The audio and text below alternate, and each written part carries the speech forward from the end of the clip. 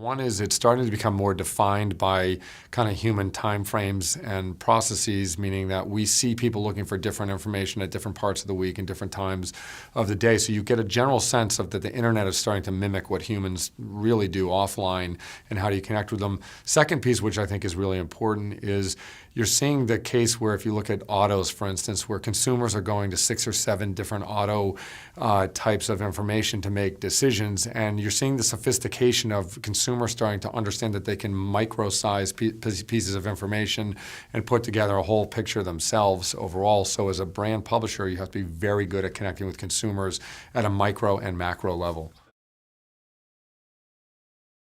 The path to people is a concept I think that is really important in today's day and age on the internet, which is the rationality of what humans really care about, which is the emotional side of purchasing and the emotional side of making decisions. And that is a really important part of where you see cause marketing going, where you see brands connecting with consumers. And I think at this conference, you see the fact of you guys took time to do a nonprofit event and give back to the community.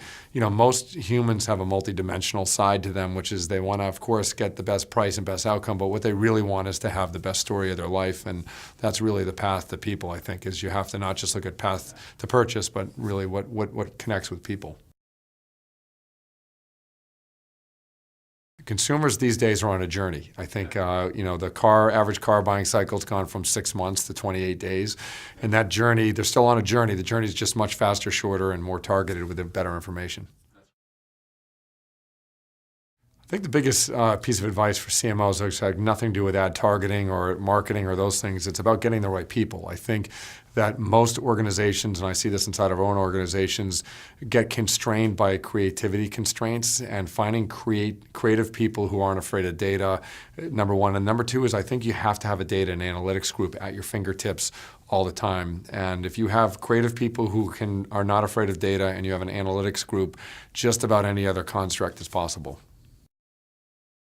Seeing actually the deep level of senior people here who are being very thoughtful and taking the time to take a step back and understand where the path to purchase is going. And then number two is to see that mixed with the content at the summit, which is very rich in data and insights, because I think those insights will be actionable when people go back out to their positions in the world. And my guess is when they come back next year, they'll have another revolution, and the conference will as well, about great information on the path to purchase.